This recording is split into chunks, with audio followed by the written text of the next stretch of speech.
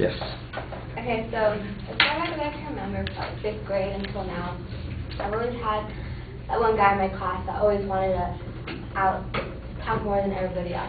If the teacher said something or made a fact or a statement, he always had something to counter it. Like, oh, why is this, why is that? Or if I engaged in a conversation with him, I noticed that he would talk my ear off. And all he would need from me is for me to be agreeing or disagreeing, and he would just keep going.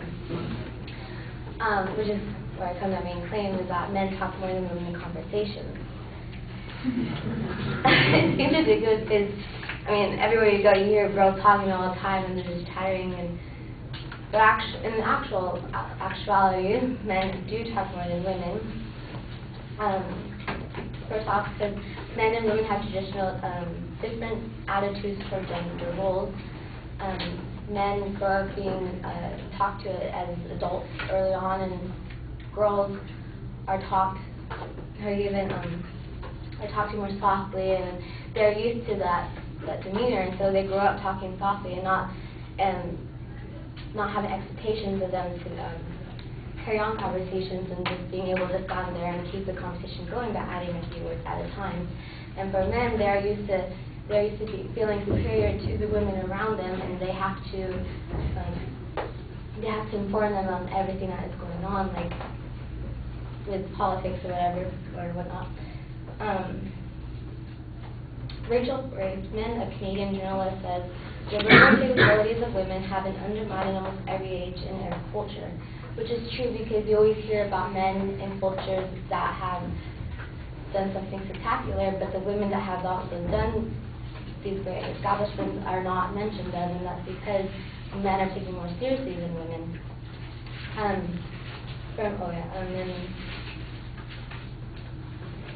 Our world is like a man's world because only men can establish themselves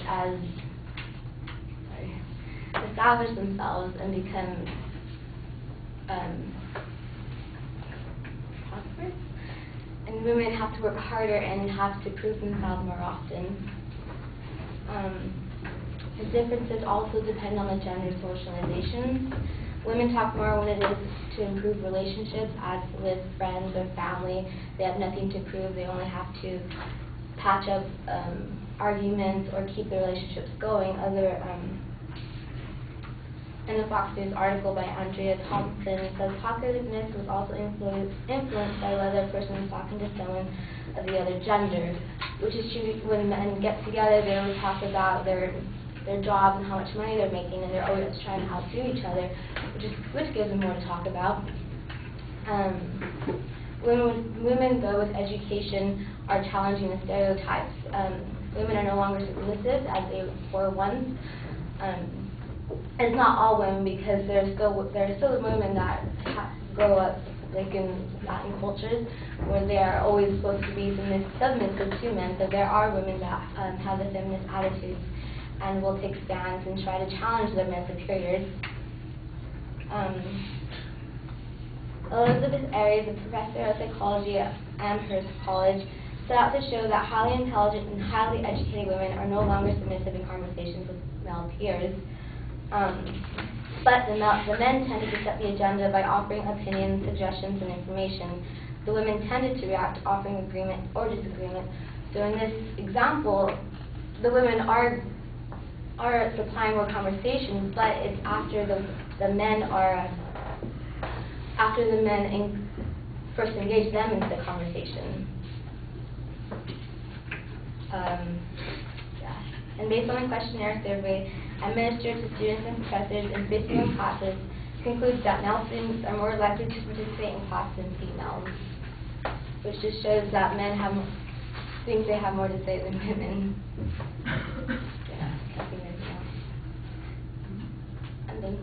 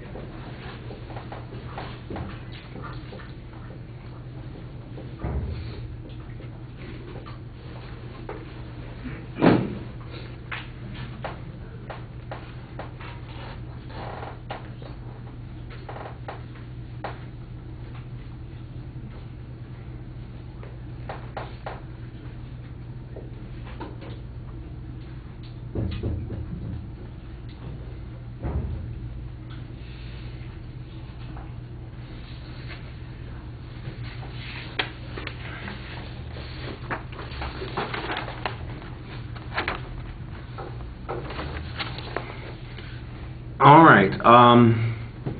You do make a claim about who talks the most. I think you need to clarify what the supporting claims are going to be, and it wasn't very clear how you were going to proceed. As I'm listening, I get a couple of secondary issues that are important. It's not just that men talk the most, but it's that when women do talk, it's in a particular context in how they are relating to men. And it would be interesting for me to know what's the consequence of that. Does that mean that their opinions are then listened to less often, or they have less influence? Because that's, to me, where maybe there is some controversy. Otherwise, it just seems kind of descriptive, and I'm not sure where the inferences are in your argument. I didn't think it was very clearly signposted. I had a hard time following an organizational structure. There were distinct claims, like I said, and I thought you usually had some pretty good explanations about those issues about, well, that women are usually responding to a man's comments, or they're discussing issues in a particular way for particular needs. And I thought you explained those pretty clearly. But again, the ramifications of that to your general conclusion, I think, are a little vague. You've got a few examples. You had a couple of experts that you cited. I thought you did a good job giving source citations when you're quoting the experts, but other information a little bit less so. The cultural issues get mixed in there occasionally, and sometimes we're talking about ethnic culture, sometimes we're talking about changes in the social mores, and of course, context is king. It always depends on what the situation is. You mentioned in your opening example what's going on in the classroom. If we were focused on classroom or corporate environment or politics or something like that, it might be easier to draw some conclusions from what you're talking about. I think you need to project your voice a little bit more. You need a little more structure, clearer exit line. You've got a lot of time left, so apparently you do need to talk more. All right. I couldn't resist.